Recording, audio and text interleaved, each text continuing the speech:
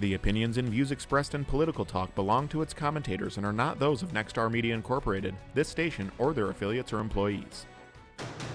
Welcome to Political Talk with Democratic commentator Dora Leland and Republican commentator Tom Santoli. I heard chanting from some in the crowd, "Get his gun," and kill him with his own gun. A House committee this week rolled back the calendar to January 6th and the attack of the U.S. Capitol, using never-before-seen video footage and gripping accounts recounted in horrifying detail from police officers who faced those rioters. One woman in a pink MAGA shirt yelled, "You hear that, guys? This voted for Joe Biden." No one had ever called me while wearing the uniform of a Capitol Police officer.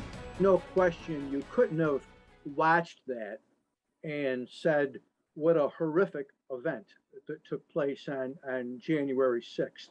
I know that there's that continued attempt by some people to play down what happened on January 6th. And quite frankly, that's mission impossible. If you watch the videos of what took place, there were a lot of videos that were made that day.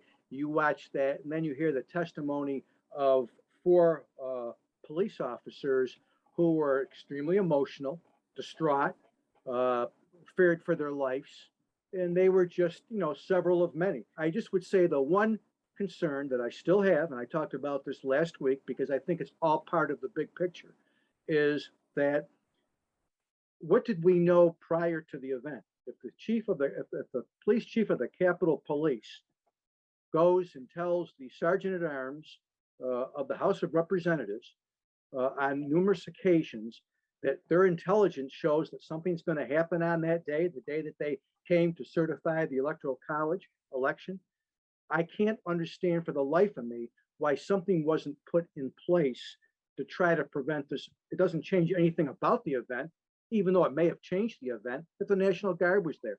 They asked for help, they didn't get it. The testimony was heartbreaking. It was hard to watch.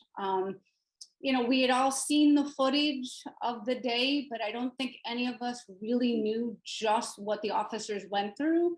And hearing their own personal accounts was heartbreaking. I think if anything, it really shined a light on just how chaotic and violent that day was. Hearing them say that, they were dragged into a crowd, beaten, electrocuted, sprayed with chemicals.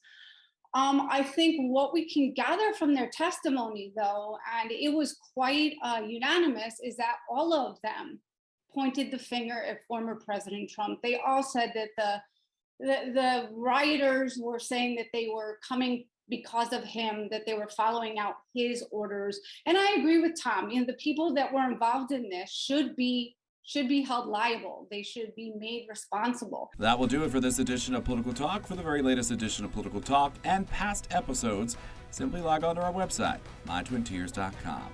I'm Zach Wheeler, and we'll be right back.